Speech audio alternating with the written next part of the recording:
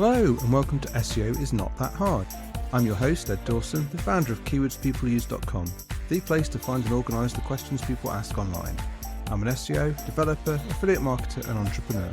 I've been building and monetising websites for over 20 years and I've bought and sold a few along the way.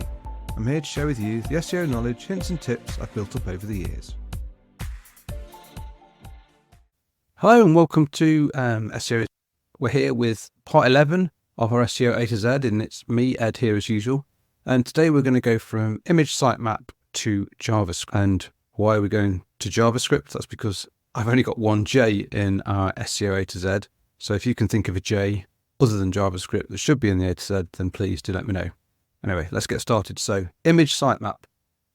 So a bit like a sitemap.xml is for pages, an image sitemap allows you to tell Google about images on your site and what pages they can be found on. Now, this is particularly useful if you're trying to get your images indexed so they can be found in Google image search. So if you've got a site where you've got a lot of unique imagery on there, and that's the kind of thing that you're trying to get people to search for and find images that you can provide on your site, then you really need to look into image sitemaps and getting an image sitemap built, because it will really help get all those different images indexed in Google. Next up, we've got inbound link. Now, an inbound link is one that comes from an external website to your website. Now, these are also known as backlinks, which we covered back in an earlier SEO A to Z, so I won't go into too much detail. But obviously, inbound link is just another name for backlink, and we obviously all know how getting good quality backlinks is kind of key to getting your site indexed and ranked. Now, next up, we've got index. We've talked about indexing and index already so far in this podcast. Now, the index, what is the index? Now, people, when they talk about Google's index, what they're referring to is Google's database of web pages that they're able to rank and return as results for search queries. So a web page has to be in the index for it to even be able to be considered as a search result. So just consider the index as Google's database of web pages that they draw their search results from. Now, indexed, that is a term we use when a web page is in Google's index. We say it is said to be indexed. So it's like it's been recorded in the database and made available to come up for search results. And then we've got indexing, another term you'll hear around this. And indexing is the process by which Google places a web page in its index. So we talked about crawling in an earlier part of the SEO A to Z. Now, once a page is crawled, Google will then look at it and decide whether it's going to index it.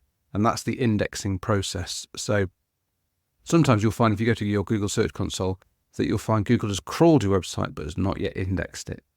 Now, this is where it's been crawled, this page, and Google is now deciding whether to index it or not. And it won't index all your pages necessarily. If you create a site from scratch, brand new site with no backlinks, no authority, no history, and then put 1 million pages on it using, say, a programmatic method to create 1 million different web pages, Google's very unlikely to index all those pages straight away, because it doesn't know who you are, doesn't know your history, doesn't know your authority, hasn't worked you out, and it has the concept of a crawl budget. Again, go back to that, though we covered that in the C's on our SEO to Z.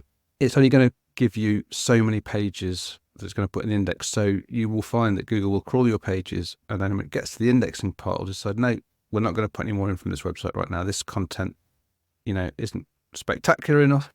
It isn't, there's not enough authority in the site to justify us putting more in. So that's the indexing process, that's where Google decides whether to put a page in the index. And if it does, then it puts it in the index, and then it is considered to be indexed. Hope all that indexed and indexing, I hope this sort of makes sense there. Next up, we've got infographic. Now, an infographic is a visual representation of data or information in a way that's attractive and easy to digest. So infographics are often produced as a form of link bait. So that's where people hope that third-party websites will link to the content to the infographic. Now, often sites that produce infographics will allow other sites to share that content in return for an attribution link. Now, infographics are absolutely huge, maybe 10, 12 years ago, and was like one of the main ways of first ways of link baiting and getting people to share. And there was lots of really great examples. So they're less popular now. It's less of a technique that I see people use, but if done well, and if done on the right subject, then you can find that it's still something that can work. But you obviously need great design skills, you need great visualization skills, and you need great ways of sort of reinterpreting data in a visual way. So, you might need help from designers, that kind of thing, to do this. But yeah, they are a good way of doing it. Now, next we've got information gain. Now, there's a concept that was included in a Google patent on contextual estimation of link information gain that was awarded in 2022. Now, in this patent, it describes how Google might rank pages based on how likely they were to bring new information, that's the information gain, to a browser compared with pages that previous pages had surfaced. So this will be achieved by calculating what they call an information gain score for every page after every query, page view, and search engine results page view, and then recalculating this after every new interaction. And then by doing this, it should ensure that a searcher then continues to surface new information rather than only being stuck seeing pages that contain the same or very similar content. So this might be a situation where if someone is, say, researching mobile phones, they'll do the first query and it'll show them a set of results. And a user might then, look at a couple of pages, a couple of search results, and then refine their search. Now, when they do the search refinement, when they're inputting a new search, Google will look and say, right, the pages they've already seen have covered these topics, so we need to surface pages that bring new information to this particular user. So it's kind of like a dynamic reordering of the search results. So giving slightly different results than just if a user would come straight in on the second search. They're saying, right, we need to give them information gain. We can't just show them pages that are sort of regurgitating or covering the same exact information as this person's already seen. We've got to show them something new. This is the information gain concept. And it's quite new. I'd say the patent was only awarded in 2022, so this is a new concept and people are still kind of working out exactly how this works. But it's a good way of thinking when you're writing new content on a subject, is to do some research into competitors, what people are writing about already, and try and make sure you're writing something new, some new information, something that hasn't been covered, a new angle or new data, something new that you can't find already. This is the kind of thing that will give you an edge over AI content as well, because all AI content can do is sort of cover information that's already seen. It never finds new information. AI doesn't create new at present. It is only an average of the content it's seen. So this is a way of standing out above AI as well. So that's information gain. Next up, we've got informational intent. So informational intent is a classification of any search query where the user is trying to find information that will answer a question in informational terms rather than trying to find a product or service. So it's one of the types of intent, and I'll come to intent because that's the next one on the list here.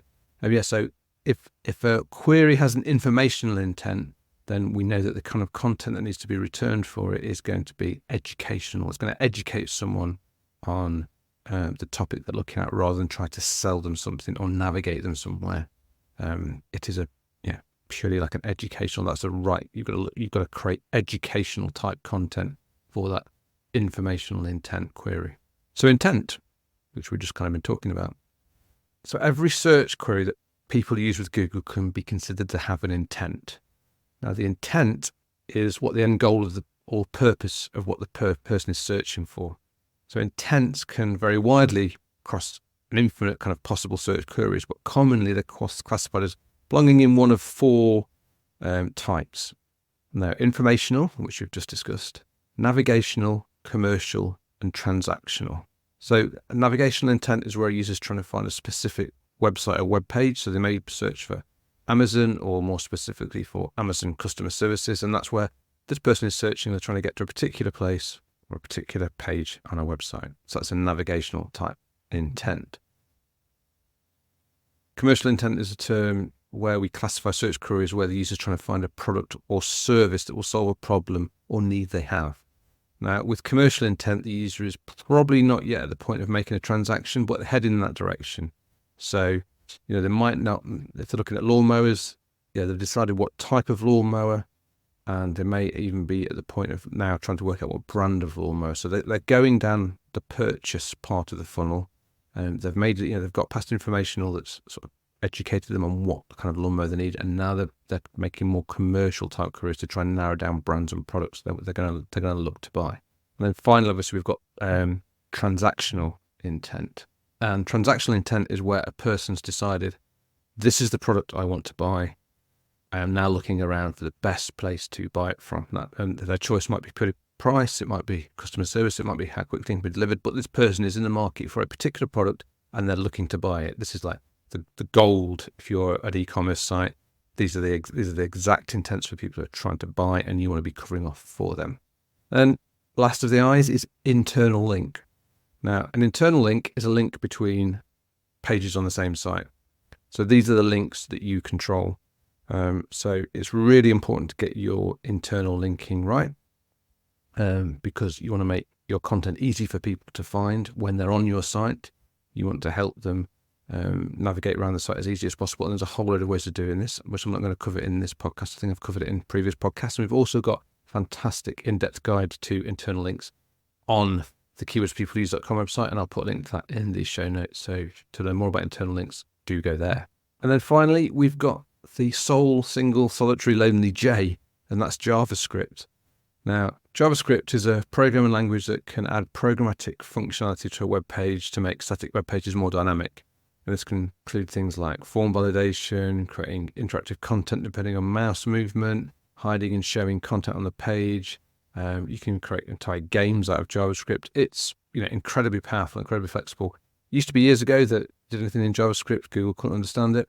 But now for several years now, what Google will do when it crawls pages, they do actually then render all the JavaScript and understand the page with JavaScript on it, so it's no longer a barrier to getting stuff indexed. There's a few things if you're doing heavily working with JavaScript, you want to be careful about. But there's full in-depth guides to that. I'm not going to go into the detail now. But yeah, that's the J, and that's the only J I've racked my brain thinking of other J's in SEO. If you find one, of one, you're just shouting at the podcast now again, but there's this other J, Ed, there's this other J. Do let me know so I can get it added to the glossary, and I will credit you for that. So that's the end of today's. We'll be back in a couple of days with the next one. I do hope you're enjoying it. If you've got any questions, if you think there's anything we've missed, then do let me know. And until next time, see you later. Before I go, I just wanted to let you know that if you'd like a personal demo of our tools at Keywords People Use, that you can book a free, no obligation, one-on-one video call with me, where I show you how we can help you level up your content by finding and answering the questions your audience actually have. You can also ask me any SEO questions you have.